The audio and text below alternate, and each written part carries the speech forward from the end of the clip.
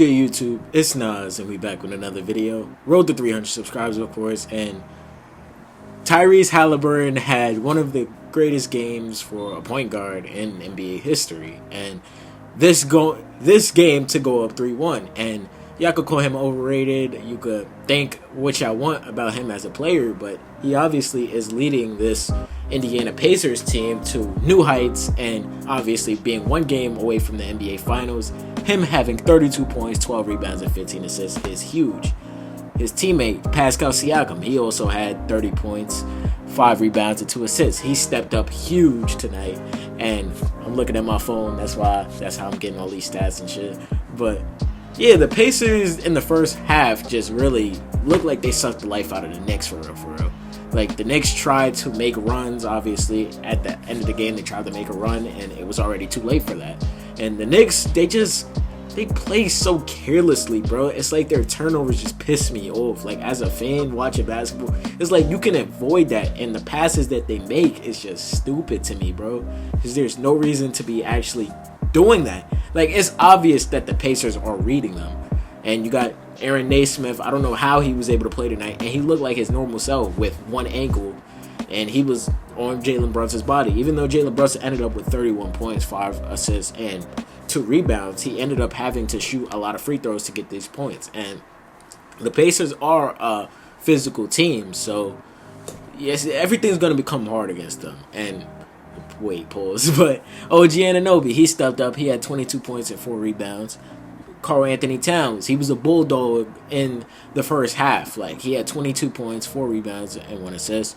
I don't know why they don't give Cat the ball on the block no more. Like, he's just standing on the 3 waiting for the ball. That's when I hate how Karl Anthony Towns is playing, because when Karl Anthony Towns is at his best, I feel like he's in the post and he's doing what he has to do to obviously play his best basketball. But the Knicks are down 3-1, and I told y'all, I think this series is over. Even if the Knicks win in the Garden on, what's today?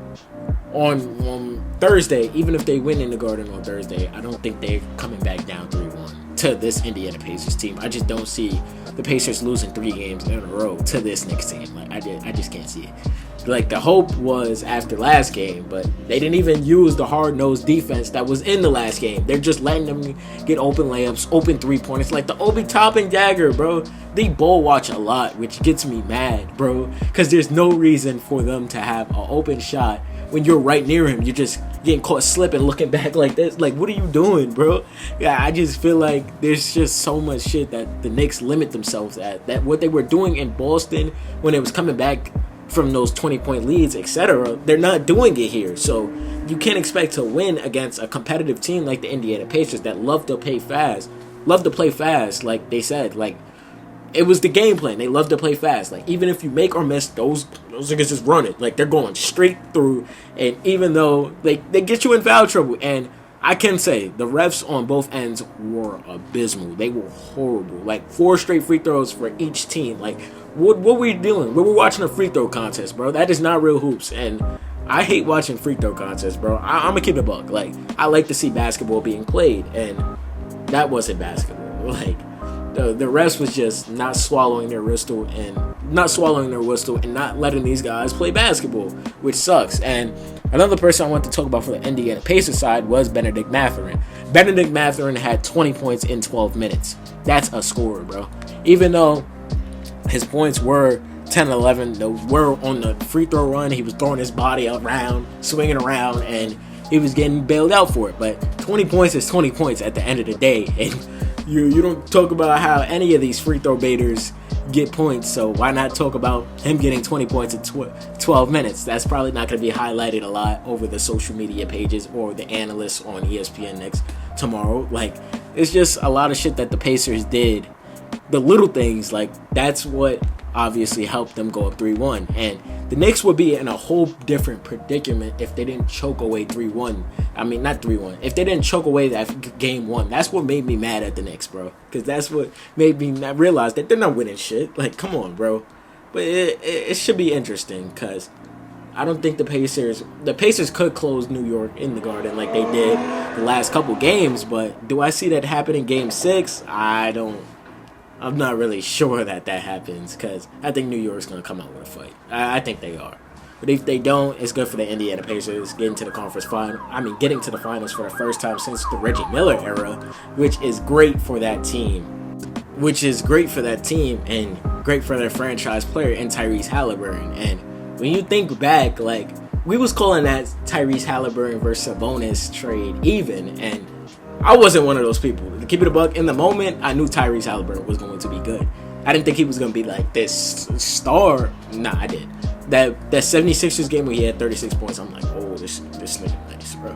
But when you think about it, the Kings really fucked up. The Kings fucked up on De'Aaron. They fucked up on Hallie. Like, there's a lot of shit the Kings fucked up on. And they drafted Haliburton too, which is the crazy part. But Indiana obviously believes in him enough to build their team around him. So them doing that is just so much confidence in Tyrese Haliburton. Whether he has off games, good games. Because when he's off, he's off. Like I'm telling you right now, because I know. I know, because he's been on my parlay a lot.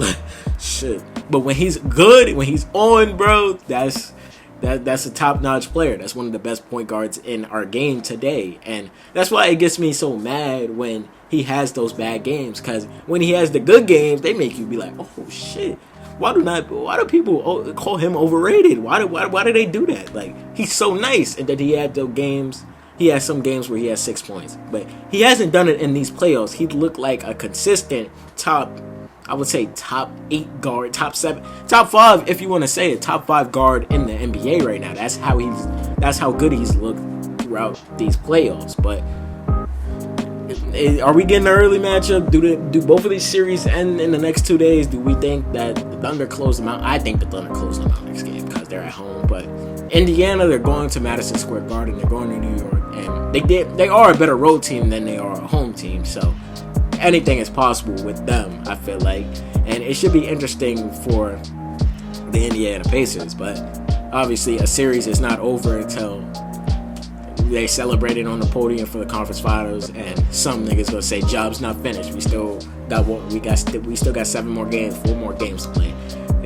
But the Indiana Pacers doing this, which I thought this was a series that goes 7 games, and that just didn't happen because the New York Knicks did not come to play in the first game, and they just make too many mistakes, and the Indiana Pacers capitalize on mistakes so huge. Like, it could go on a big ass run in a snap of a finger. That's how fast, like, they could go on a run. But let me know how y'all felt about Tyrese Haliburton's amazing game, the Indiana Pacers in general, and how do y'all feel about the Indiana Pacers being 1 game away from the NBA Finals? I hope you guys enjoyed.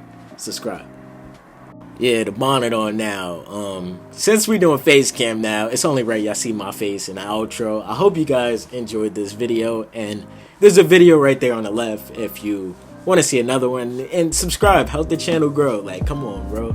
The channel's right here on the right, but subscribe.